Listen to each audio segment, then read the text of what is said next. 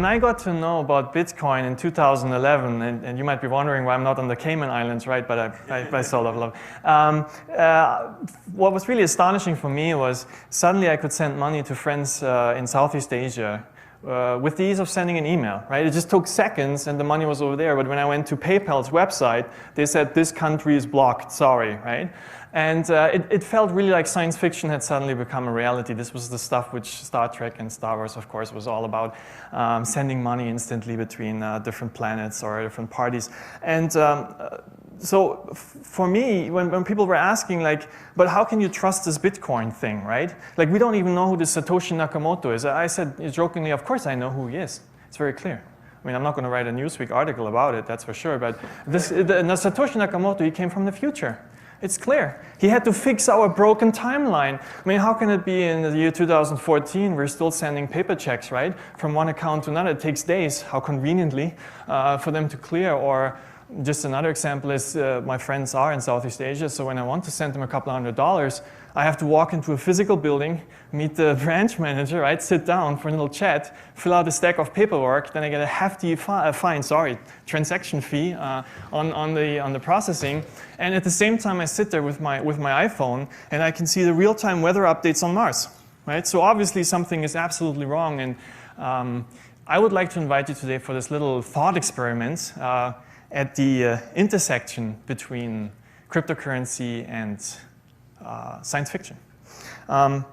So for this, to go back a little bit, last year, when Bitcoin for the first time hit the mainstream media, it took them a while to catch up.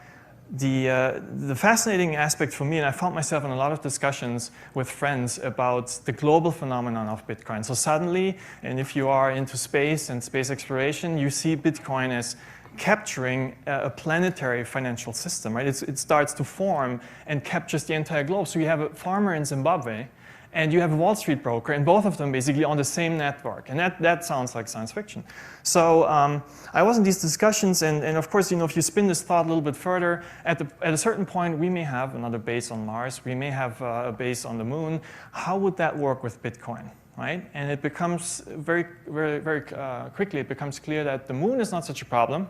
The moon is, you know, pretty close by in terms of light speed, but Mars is a totally different matter. Mars is too far away. It takes roughly 20 minutes, sometimes more, sometimes less, for communications to go just one way.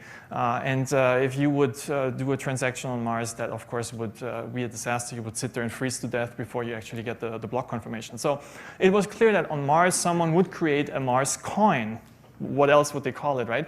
But that was just a theoretical thought, and I gave up on that, and it's just, you know, it's out there in the future someday. But one other thing I was following very closely is SpaceX and the Mars One project, and maybe I have to relate a little or talk a little bit about this. There's currently actually three efforts underway to get us to Mars. And so some of you may know about this a lot, some maybe not, but there is the Mars Society, did some amazing work under the brilliant leadership of Dr. Robert Zubrin, who's pushing or nudging NASA to get us there. Then there is SpaceX with Elon Musk, who said that he's going to retire on Mars, just not on impact. That was his words. And he's very serious about it. You can actually see his rockets beating all the records in terms of reusability and how much they cost. And then the most ambitious of our projects is the Mars One project. And the Mars One project is a nonprofit in the Netherlands. Started a few years ago. You probably have seen it in the news. It's people like myself who signed up. They had 200,000 people sign up for a one-way ticket. Obviously, when you start a colony, you're not thinking of returning usually, right? So it's a one-way ticket, but of course in the media it's a suicide ticket. Anyway, so for us colonists who want to go there, they had selection rounds already, and it boiled down to 1,000 people. This is the next big step, but the problem for Mars One is the funding. There's an estimate out there, it will cost between $6 to $20 billion, right? And so, well, you might say like $6 to $20 billion, that's like short change for our governments, right? Just the healthcare website, how much did that cost? Close to $1 billion? I don't know. But we fund a lot of wars. We prop up a failing banking system in Europe and America. So $20 billion, that's like nothing, right? But here we have some visionary leaders in the private enterprise, private area, and they have no funding, right? And on the other hand, we have government entities that can fund themselves, right? But they don't have visionary leaders. And so this is maybe just a correlation. I'm not talking about causation here at this point. But so the question is there anything we can do about this, right? Or you might ask actually a more important question. Why are these people, myself included, so hellbound on getting to Mars, right? Maybe that was a very good question. And you can look at this two ways, right? One way would be the insurance advertisement perspective. Is we're living here on this, us included, on this rocky ball, right? On a thin, tiny, moldy crust on this rocky ball floating through space right now. And we know, statistically speaking, every 100 million years, an asteroid comes by and just presses this big reset button and wipes out life as we know it. This is a fact, right? Effect of life. And the last one was 65 million years ago, so if you're counting, can come any day. That will be the insurance advertisement, right? But besides that, there's temperature fluctuations, right? The Earth was a dust ball at some point, and it's going to freeze over into an icicle. Whether it's man-made or not doesn't even matter. Long-term perspective is that this is going to happen to Earth, right? And if you have 10 billion people or whatever number we have at that point, and you live on an icicle or inside an icicle at that point, you have a problem, right? So there are supervolcanoes and pandemics and our love affair with war, right? So it doesn't really take an Elon Musk to understand that we do need a backup drive, because all our family pictures, right? All our scientific studies, our papers, our technology is just on this one place, in this one place. And that is absolutely not a good idea. You can try it at home, right, with your computer. You probably have some experience with that. And so that's one reason to go to Mars, because Mars has all the resources, all the natural elements for us to actually branch off and recreate human civilization on another planetary body. But I prefer personally to look at it in a more positive way. And that's, I have children, many of you have children, and so just imagine your children growing up or your grandchildren growing up, and they know at the same time they have brothers and sisters, cousins and nephews living on another planet. So we're here in the Scholastic building, right? Kids are coming in and out all the time. Just imagine what this would do to their inspiration, talking about inspiration, right? That there's actually their brothers and sisters living on another planet.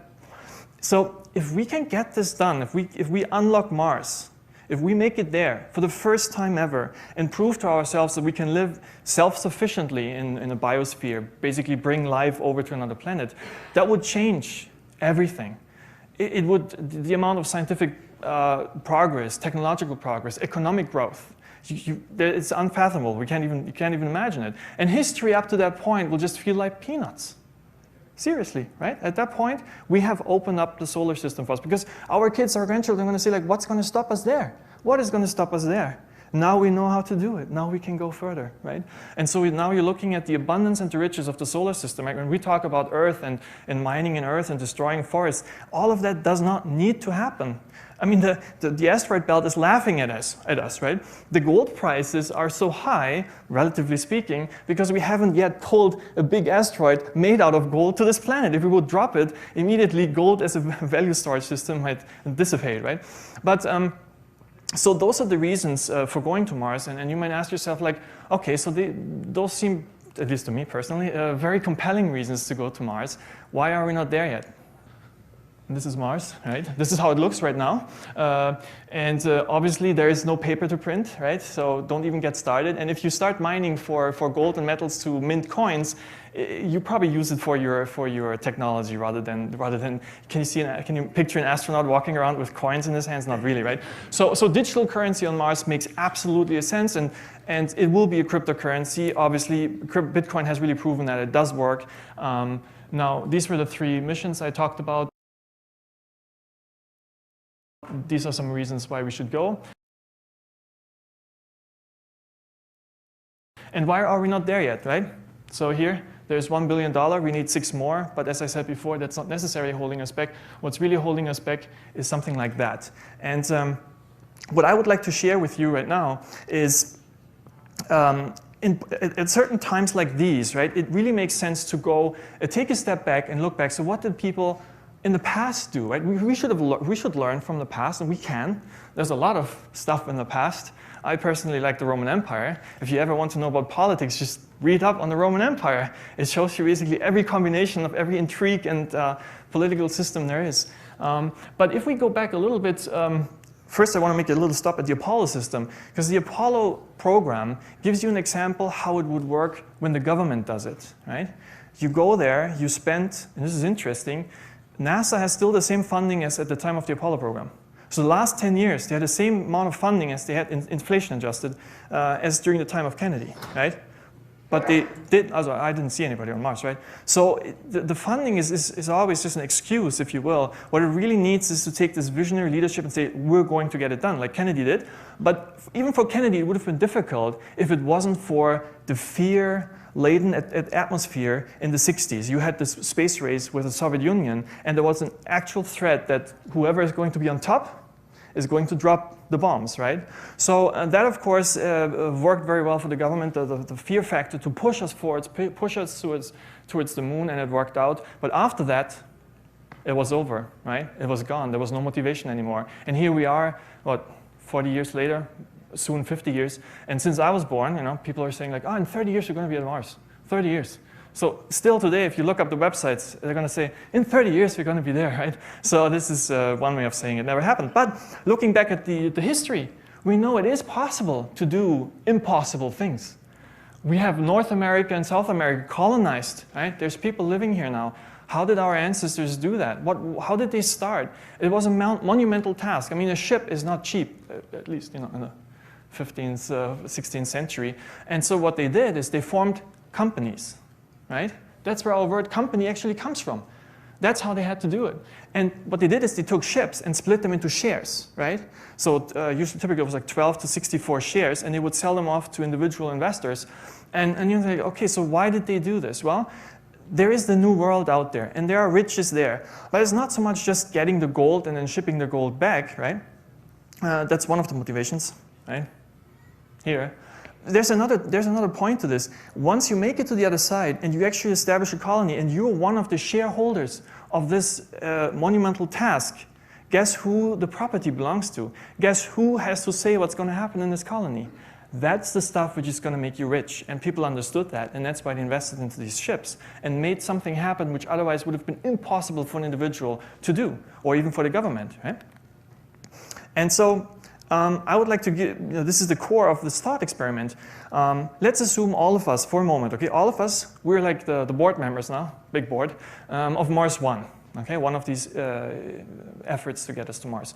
And so we have to make a decision, okay, so our roadmap, and that's actually Mars One's roadmap, in the year 2024, we're going to launch a base crew of 4 people. I'm going to shoot them up there with a rocket from Elon Musk, which we have to purchase, and we're going to install like little tin cans, you can see them up there in the left corner.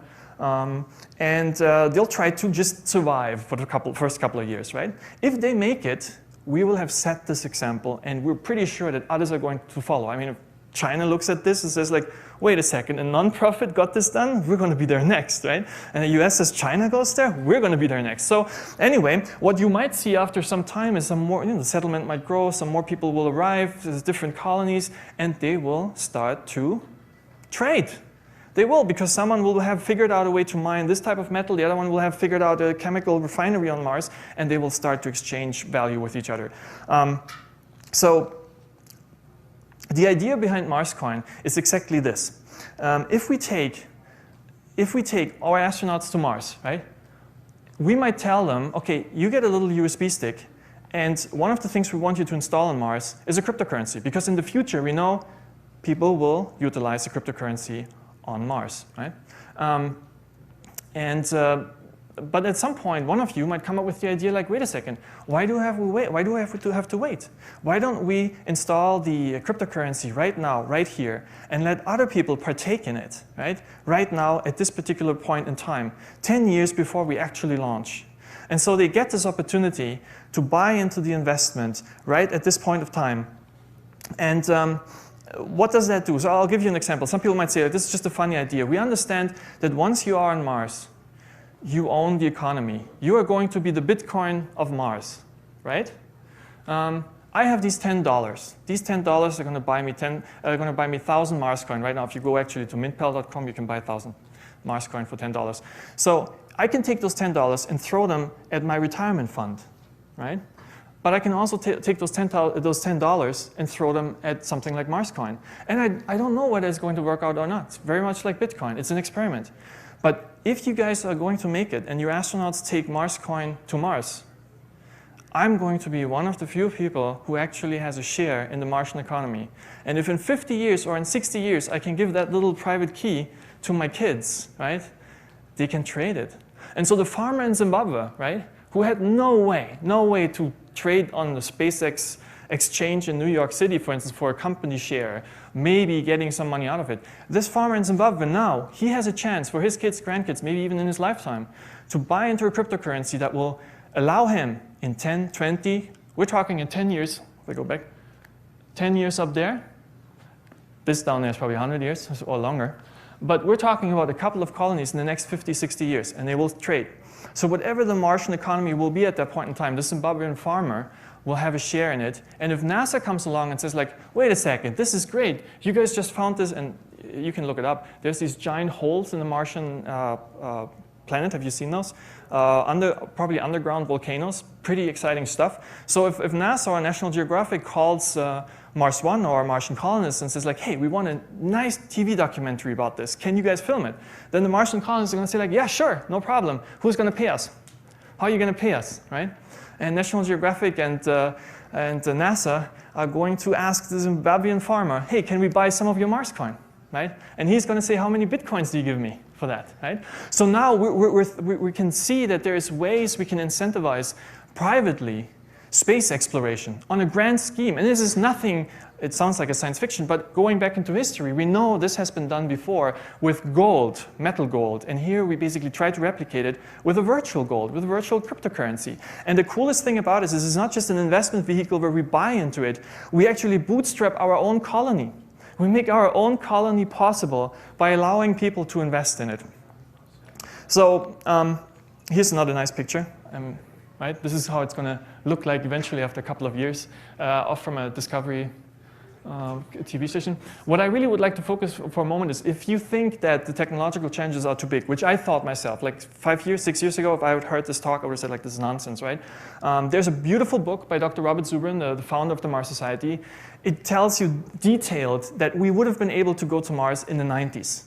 It was a plan submitted for NASA. NASA took the plan. Everybody was, yay, this is perfect. It's going to work. It's just going to cost us a couple of $1 billion. Then NASA, all departments piled up their requirements on top because everybody wanted to be part of this. And at the end, it was $500 billion, and the Congress said, no way. Right? So Dr. Zubrin lines out the cheapest way to get to Mars, and it's possible, between $6 to $20 billion. And there's an estimate by Dr. Robert Zubrin, actually, that if you think about 1 billion people in the developed world, right? 1 billion people, about 10% of them are enthusiastic about space. If we can get 10% of them to throw $1, $10, $100 at Marscoin, or they don't even have to invest in it, they just have to move their money through it, the amount of exchange valuation which Marscoin will create will increase the early stake which we donated to Mars One. Right? So we have this donation which we're going to hand over in August at the Mars Society Conference.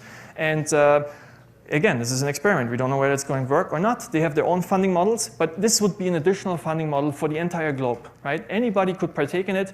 And of course, the closer Mars One keeps to their own roadmap, the more Marscoin is going to go up, because people will see like, hey, wait a second, the bottleneck of time where I have time to actually be part of this is closing, right? So I have to make this call now or never. And that will allow Mars One to actually purchase some of the rocket fuel or rockets or materials they actually are going to need. Yeah, and that basically is the idea behind Marscoin. Marscoin is not an altcoin in the sense we're trying to be just Bitcoin on Mars, right? That's our idea. And there's some other, this is a funny one. If you think some of the things I said are really far out there, if you just look at this, Lily Allen had enough Bitcoin. She could have bought a Falcon 9 just a couple of months ago with her Bitcoin, right? So it's all relative, it's all relative. The funny thing with Marscoin is if enough people believe in it, it will happen. If not enough people believe in it, it's not going to happen. And the funny thing is at this point, with our own thoughts, we make the decision whether our grandchildren are going to see Mars or not, right? Which I find is a very fascinating idea. Here's just quickly the roadmap. we launched Marscoin in January, and in 2024 is the departure according to the roadmap of Mars 1. And so far they have been close to their roadmap. They have been following through. There's 1,056 candidates already selected, and the next couple of rounds are going to be televised, so you're probably going to see them on television. And yeah, at that point, one of these astronauts is going to get a little USB stick from us and say, like, take it up with you. And whoever is going to be in the network at that point, you'll be part of it. So here I have a couple of scenarios, but that basically concludes my talk. I thank you very much for giving me the opportunity to talk about this. And I really appreciate it, because for me, the idea of getting finding a private way to fund ourselves out of the gravity well of Earth is something really, really important. If we can find a private way to make this happen, and a global even better, that would be really wonderful and be a changer. Thank you. Thank you very much.